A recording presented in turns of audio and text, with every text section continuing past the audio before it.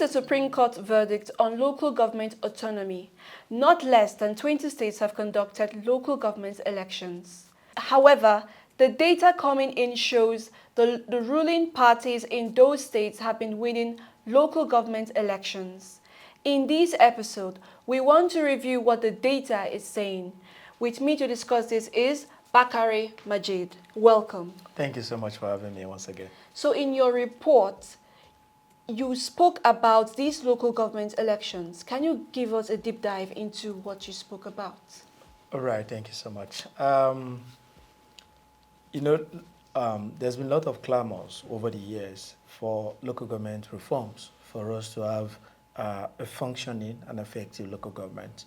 Because what has been happening in the past is that you have a situation whereby a new government or a new governor comes in and dissolve the local government, appoint caretaker committees, and there are some instances where some of these local governments, headed by political appointees, get to stay there for 7 years, and whenever the governor knows that okay, he's about to exit, and then conduct kangaroo elections, and whoever is coming in ended up, disbanding those elected officials, quote and unquote, and appoint their own. So it has been a vicious circle of come and go. So on 11th July, the Supreme Court verdict came and declaring caretaker committees to be illegal and mandating that the funds for the local government will go directly from the federation account to the local government respectively. The Supreme Court had to bend backward to grant us, that reality, because there has been several attempts to use legislative process, by way of amending the Constitution to guarantee local government autonomy and abolish the joint account. Because what happened is that the federal government sent the money to the joint account. Because of some certain loopholes within the constitutions, the governors decide how much is going to release to some states. So there have been a lot of back and forth. There have been constitutional amendment process. And for constitutional amendment, it's not just about the National Assemblies, that you have to take those clauses to state House of Assemblies. And minimum of 24 House of Assemblies must pass a constitutional process to pass. So when governors have interest in any issue, but you take it to the State House of Assemblies, it's as good as being dead. So this time around, the Attorney General of the Federation decided to go by way of the court. And the court, I said that the court had to bend backward. What the court did was that to look and say, look, this is what the Constitution says by Section 162 on joint account. I said, it has not worked. So therefore, using a very, very unique interpretation of it and say, okay, this is what we're doing. It's like I see the court decided to make the law. So interestingly is that after a lot of back and forth by some governors, they've all realized that, okay, they have to comply with the Constitution. So what have they done? Everyone, even for people who have not done elections in ages, quickly, rushed to do elections. So in the report, as at what we counted as of then, which was about 2 weeks ago, about 18 states. And between then and that report now, we've had additional, give or take, about 4 or 5 other states have conducted elections. So those who are yet to conduct, I'm not sure they are up to 10. So that has been the reality. But you talked about data. What the data is showing us, obviously, is it's a problem that we've always been having. So I call it 10 over 10. Any political party in any state, wherever the governor may be, whether it's a popular governor or not, his party automatically wins all the elections. Yeah, I've seen that trend. Yes, that is the trend for them. And the data don't lie. Because you see some governors who won elections, in the last general elections, probably with a margin that is less than 20,000 or thereabouts, suddenly your party gets to win all the local government chairmanship positions and all the councilorships across the world. So that is the danger of it. Yes, we've been able to make progress by ensuring that there are no caretaker committees, but is the progress truly a reflection of the people's will, or are the governors now legitimizing their appointees because it's whoever they decide that gets to that position? So what has been observed with all the local government elections that has been conducted since the Supreme Court ruling? Yes, that has been the pattern has been consistent, and there are there are instances where there have been glitches because that's what I call them. I know we'll get to that so that I'll be able to explain it. But what we've seen is that yes, there have been elections, but there are genuine questions as regarding the process, the people who are charged with the responsibility of midwifing it, and does it in any way help to actualize the intent of the Supreme Court verdict to have a functioning and efficient local government system? Because I'll tell you this, local government is in charge of primary education. Local government is in charge of primary health care. Local government is in charge of market and abattoirs. And I can go on and on and on as the I'm things so that glad they that do. you said this because a lot of people think that the state governments are in charge of all these. Yes, So the local governments have these powers. yes, these are their responsibilities. But Wow. because of, for the past more than 20 years, since the whole joint account came up, governors have taken over these responsibilities, even Yeah. when they cannot deliver it. Because there's a beauty about that tiers of government. What it does is this, is that if what is supposed to be done in my community is not done, Yeah. the first point of contact should be my counselor and say, look, this is why we were, because the system is broken down in very close confinement, you must have a counselor, that's at the ward level, who is representing you at the local government.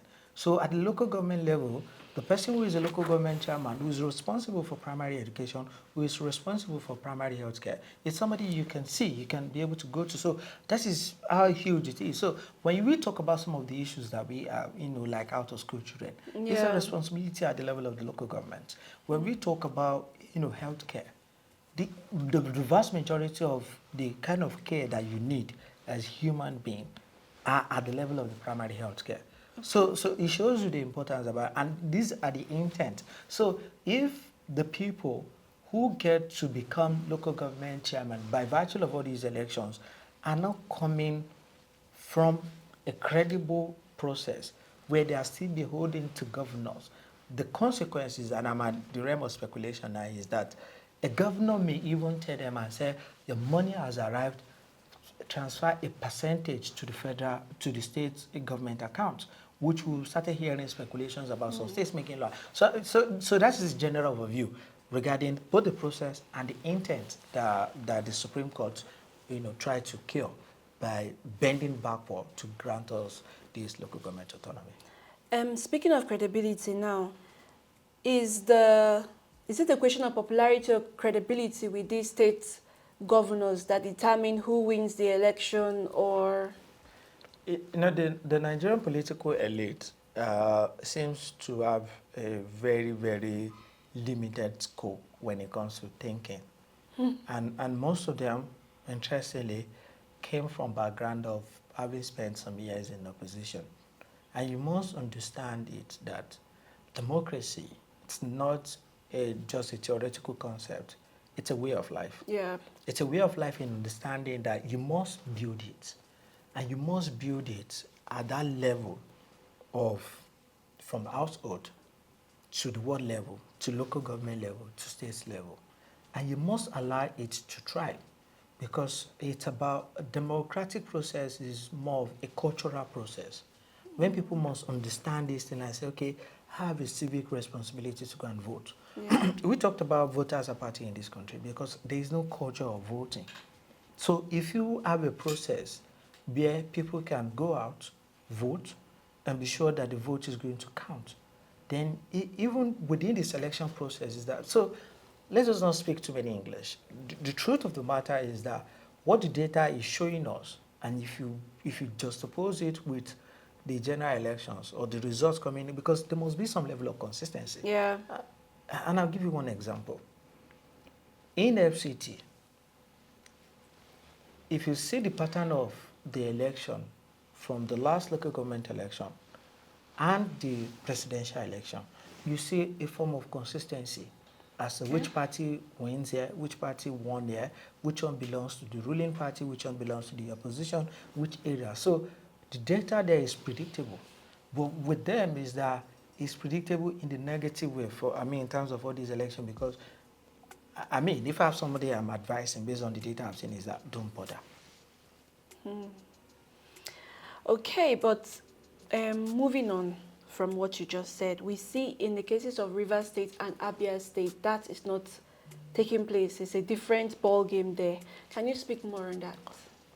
In case of, because those two places that you mentioned, it's not a positive glitch. Yeah. It's actually a negative one that validates some of all these things that we're talking about. And I'll tell you why it is. Yeah. In these two states, it is a question of party wrangling within those states. Okay. Within the ruling parties in those states.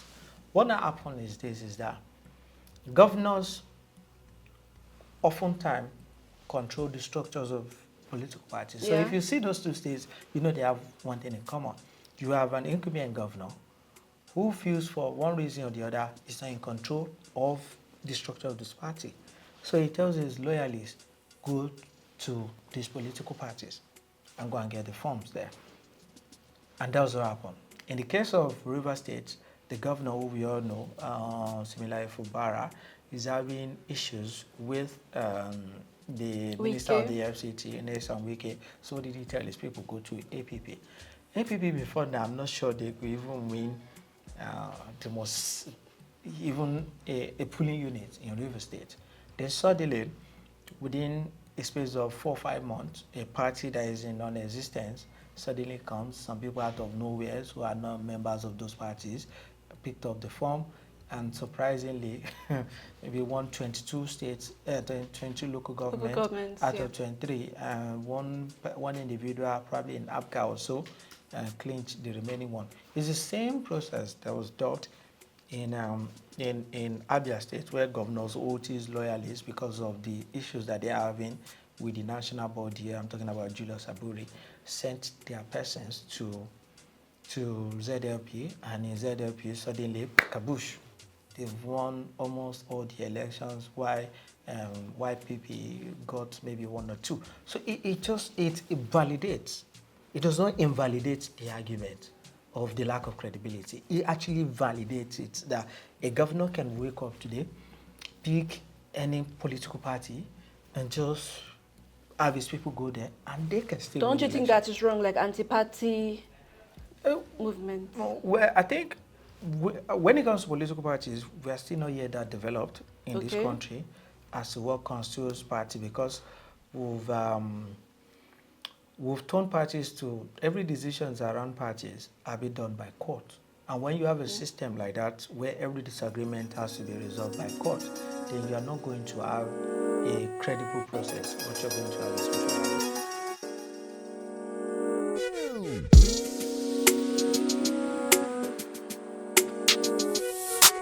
Do you think that INEC should take over the election process in the local government level? What is your thought on that? Interestingly, it's a question that has been generating a lot of debates among scholars. There are people who are pro-federalism, who believe that more powers, more responsibilities should be given to states. There are those people who argue for resource control by states, allocation of responsibility of state police into states.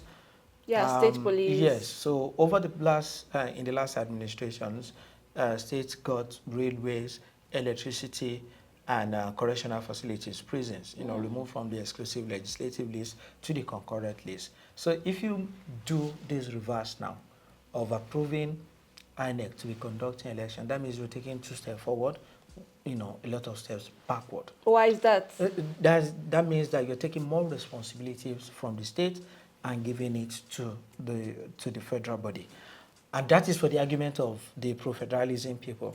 There are those people who speak on the other end and say, look, you cannot just stand on this whole federalism thing, because we know that there's a problem.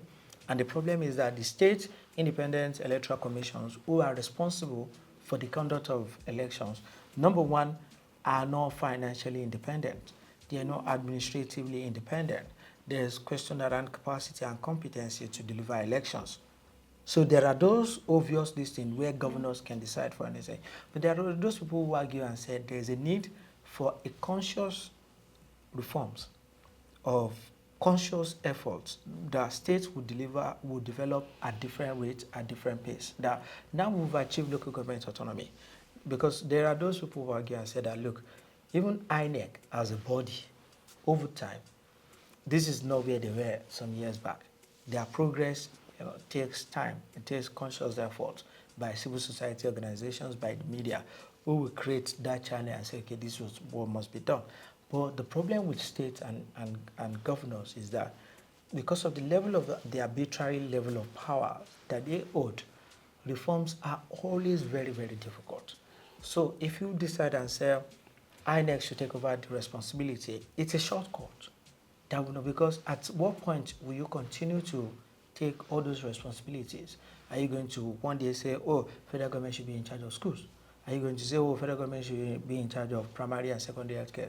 Are you going to look and say, oh, let us not give them state police? Because we're going to have these conversations about state police when we finally get them. So there must be a need to take that hard part. And that hard part is the part of reforms, deliberate reforms. I'm not just talking about the legislation.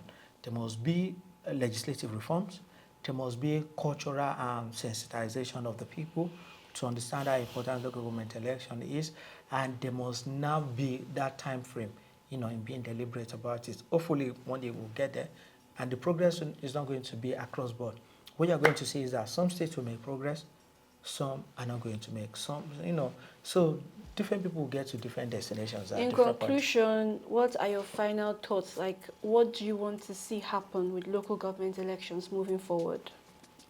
Some of the things we want to see moving forward is that the governors who currently are enjoying this process are not going to be the chief reformers. The people must troop out. If elections is being called for local government, but unfortunately, many people, particularly in urban areas, you ask them who is your councillors, they don't know. You ask them who is your senator, and to find out what it is that the area council's elections in the FCTs is being conducted by INEC. Yes, and although we've had a situation whereby the last election, APC won 3 in some of the rural areas, like Gwagwalada, Abacha, and Kwali, while the PDP won in Kuje, Buhari, and Amak area council. What that result shows us was that in the presidential election, it was almost the same pattern that happened during the presidential election. So we can give credit and say, yes, INEC, you've been doing well. But the main question you ask is this, is that talk to a random person in Wuse or Gariki or Asokoro and say, who is your councillor? They do not know. When last did you vote in a local government elections? They do not know. So when you have a situation whereby if we sit the space, the wrong people are going to take advantage of it. But if we lead the process in, taking the inconveniences, in going out, in casting the vote, I think someday, somehow, we may get there. I will definitely get there. Yeah. Thank you very much for that.